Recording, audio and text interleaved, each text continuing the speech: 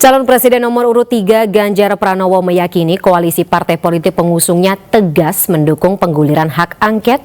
Dengan dukungan tambahan dari partai koalisi Anies Muhaimin, wacana hak angket sangat mungkin terrealisasi.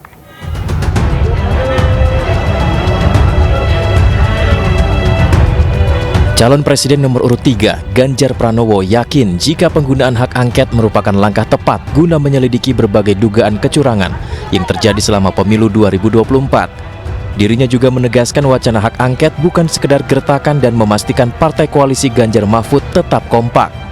Hal ini menjawab keraguan publik di mana sebelumnya Majelis Kehormatan P3 menilai hak angket kecurangan pemilu tidak perlu dilakukan. Angket itu adalah cara terbaik ketika kemudian hari ini kondisi pemilunya seperti ini.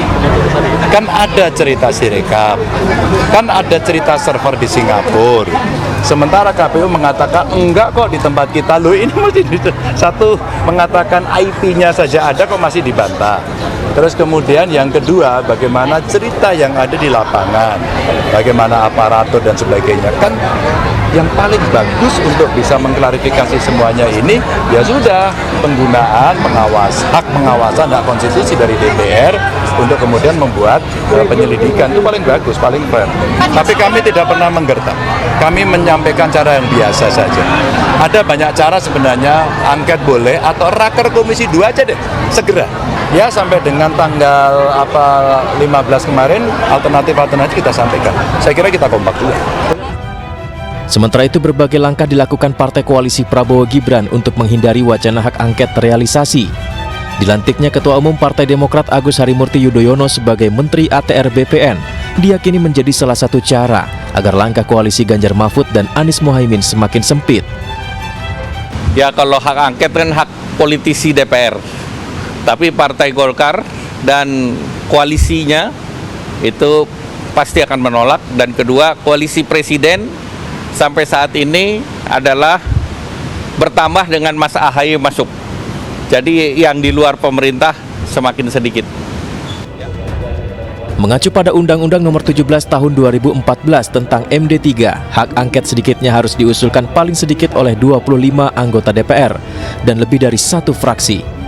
Usulan nantinya akan resmi menjadi hak angket DPR jika mendapat persetujuan rapat paripurna yang dihadiri dan disetujui oleh lebih dari setengah anggota DPR yang hadir dalam rapat tersebut.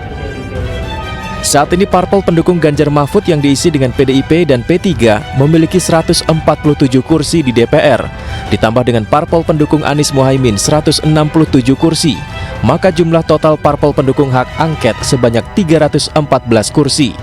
Jumlah ini jauh lebih banyak dibanding dengan parpol koalisi Prabowo Gibran dengan jumlah 261 kursi dari 4 partai, yaitu Gerindra, Golkar, PAN, dan Demokrat. Dari Jakarta, Tim Liputan iNews melaporkan. Sementara itu, pemirsa, politikus PDI Perjuangan Adian Apitupulu menegaskan sikap seluruh kader PDIP solid terkait usulan hak angket dugaan kecurangan Pilpres 2024. Bahkan, dirinya mengklaim komunikasi antara relawan kubu 1 dan 3 juga sudah mulai terbuka. Artinya kesadaran ini mulai nampak di seluruh rakyat kita, pendukung 01 dan 03, di bawah kita sudah mulai komunikasi, kita sudah mulai ketemu. Hak angket sepertinya akan berjalan, dan itu adalah pilihan konstitusional. Hak angket itulah hak yang diberikan oleh konstitusi pada DPR, dan tidak boleh ada satu orang pun atau satu kekuatan pun yang melarang hak itu untuk digunakan oleh anggota DPR. Apapun kepentingannya, tidak boleh. Kalau dia coba melarang hak angket itu, artinya dia larang adalah digunakannya hak konstitusional. Kalau sekarang sepertinya sudah jadi keinginan rakyat. Bukan masih sidang, Pak. Itu sangat teknis. Tapi kalau ditanya misalnya apakah kita siap mengajukan hak angket, sangat siap. Apakah rakyat juga setuju diajukan hak angket, sangat setuju. Apakah menggunakan hak angket itu sesuatu yang konstitusional, sangat konstitusional. Pemirsa, temuan berbagai dugaan kecurangan di pemilu 2024 harus segera dicari jalan keluarnya. Koalisi Perubahan mendukung penggunaan hak angket untuk mengungkap kebenaran dalam jalannya pemilu yang jujur dan adil.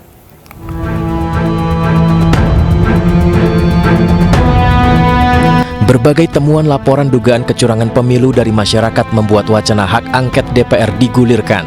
Seperti yang disampaikan Koalisi Perubahan yang mengusung pasangan calon presiden Anies Baswedan Muhaimin Iskandar. Koalisi Perubahan mendukung jika memang ada niat baik untuk mengungkap kebenaran terkait laporan dugaan kecurangan tersebut dengan cara hak angket. Dan akan menunggu apa yang dilakukan oleh PDI untuk mengajukan angket, ya. Kami sangat mendukung, sangat senang, ya. Kalau ada yang melangkah begitu, kita ada di belakangnya, kita siap, kita akan mengawal, kita akan cek sampai ke detail-detailnya, ya. Dan saya yakin pertemuan ini akan berlanjut, ya, terus hari demi hari untuk memberikan sikap kita kepada situasi yang ada. Berbagai persoalan penghitungan suara di aplikasi Sirekap juga membuat Koalisi Perubahan tegas untuk tetap menunggu hasil hitungan manual secara resmi. Rekapitulasi manualnya yang kita tunggu.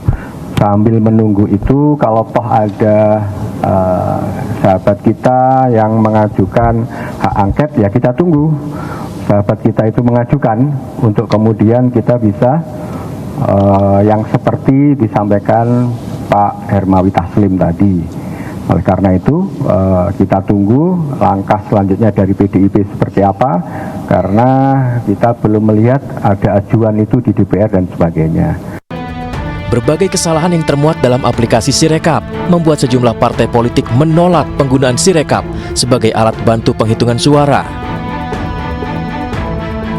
Seperti yang disampaikan Dewan Pimpinan Pusat DPP PDI Perjuangan, PDI Perjuangan menolak dalam sebuah surat pernyataan yang ditandatangani oleh Sekretaris Jenderal PDI Perjuangan Hasto Kristianto dan Ketua Badan Pemenangan Pemilu DPP PDI Perjuangan Bambang Wuryanto yang ditujukan ke Ketua KPU. Menyusul PDI Perjuangan, DPP Partai Keadilan Sejahtera, PKS juga resmi melayangkan surat kepada KPU yang meminta menghentikan Sirekap dalam penghitungan perolehan suara pemilu 2024. Selain PDI Perjuangan dan PKS, Partai Umat juga meminta KPU untuk berhenti menggunakan Sirekap dan memprioritaskan penghitungan suara secara manual. Nah, sebagaimana kita sampaikan, nanti akan kita bagikan juga ini. Insya Allah sekarang kita dalam proses mengumpulkan, ya, bukti-bukti yang penting tersebut.